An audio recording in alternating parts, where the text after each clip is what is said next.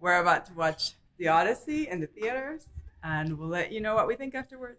Stay with us.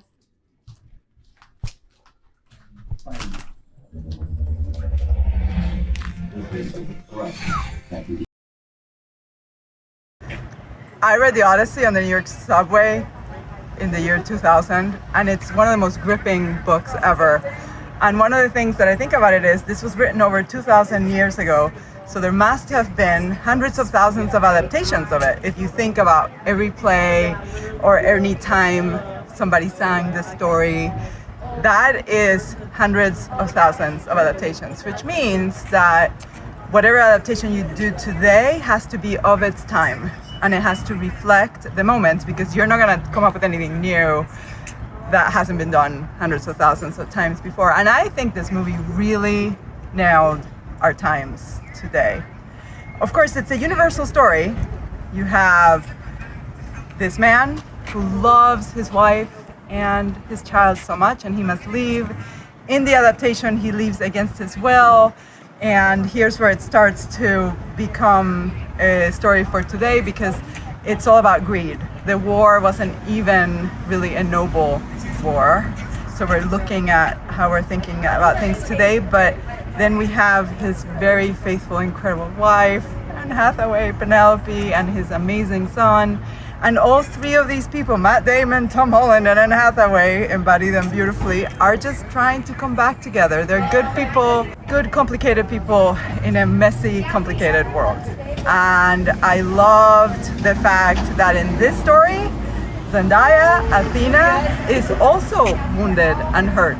It's not just the humans who are wounded. Even the goddess, my favorite goddess, she got decapitated from the brutality of everything that Odysseus unleashed. So this moment in which Odysseus is really coming to terms with what happened when his brilliant plan brought this whole town to its knees, and rape and pillage and murder of women and children and a goddess, of course she didn't die, she's a goddess, is really powerful. It's the story for our times. And I love the feminist undertones, of course I would, where she says men do what they want, Anne Hathaway, and Penelope, women do what they can, right? She was a queen, and she says, I've been a queen. There's been somebody on the throne. You guys didn't let me be that queen, but I was. So for me, it was spectacular. I cried a lot, I felt a lot, and it didn't feel like a 3-hour movie. And I loved it. I think it's the movie we needed today.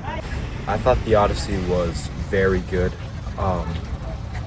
It was very cool seeing some of my favorite Greek myths come to life, and I mean, they looked a lot like how I imagined they would look. I think it was just a very well-made movie. Tom Holland, I don't think he acted very well in this, though. Oh, wow!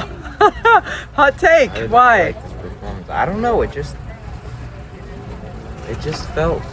It didn't fit. I don't think it fit the rest of the characters around him. Obviously, Odysseus was very well played. Matt Damond. I like the role of Athena and Calypso. There's some very scary stuff in there. The freaking pigs. Circe turning everybody into pigs. The giant knights were probably the scariest. That's some like. But yeah, very good movie. It was okay. Wow. It was good. B. I give it a solid B. It was a little slow. It was a little bit corny. Really? What was corny? The acting was a little hammy. It was okay. It was fine. Theater should never have seats that recline and make a lot of noise, because kids will sit in them and they make a lot of noise through the whole movie. And I was thrilled to see that the theater was packed, but then when I kept hearing those reclining seats the whole time, it really annoyed me. And one of my family members might have been one of the culprits. Also, the movie should have been a little bit better. Wow. It was a Christopher Nolan movie. It was 1,000 times better than Oppenheimer. Not as good as Interstellar. Interstellar remains the gold standard of Nolan movies for me. But it was pretty good. Pretty darn good. B. Okay, well, what do you like about it? I liked the fact that it ended. Oh my god. Yeah, I was really eager for it to be over. No, what I liked about it was the scenes with... You know what? I didn't like it that much. I really didn't like... I thought I was gonna really like it, and I didn't like it that much. Nothing really stuck out for me as really good. Wow. Now that I'm thinking about it. Didn't like it. And that's okay. Absolutely. Didn't have to like it. No, not at all. I kind of was rooting for Robert Pattinson in this movie. Wow. The villain. The great villain. No, I wasn't rooting for him. But I was like, I don't know. It was a Christopher Nolan movie. I felt like I was watching that Magic movie. The Prestige. Yeah. Where I was just like, this isn't grabbing me. I'm sorry, world. C. Wow. The grape C. keeps going down. I guess we better end this before it becomes an F. The movie was very good. I haven't seen the other ones, but I feel like maybe this one would beat them. It's obviously newer, has better CGI, but mostly the crew, those scenes with the crew going through all those places, meeting the monsters and slowly losing their numbers. I feel like that was the best part about the whole movie, because obviously this was in the past. It showed more dramatic scenes. It showed the Trojan Horse. Also later in the story we got to learn that Odysseus kind of regretted some things he did during that battle. And that was really great for the plot.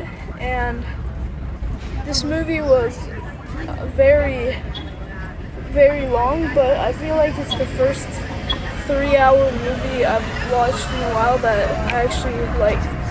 So I really like it, but by the end it got a little worse, but still pretty good. Thank you so much for watching. Let us know, have you seen the Odyssey? Have you not? Do you agree or do you disagree? Of course, we all had very different takes on it. So what's your take on this adaptation, on the book itself? Which were your favorite characters and your favorite sequences? Do you think this reflects our times today? Please like, comment, share, subscribe, and as always, stay big-hearted.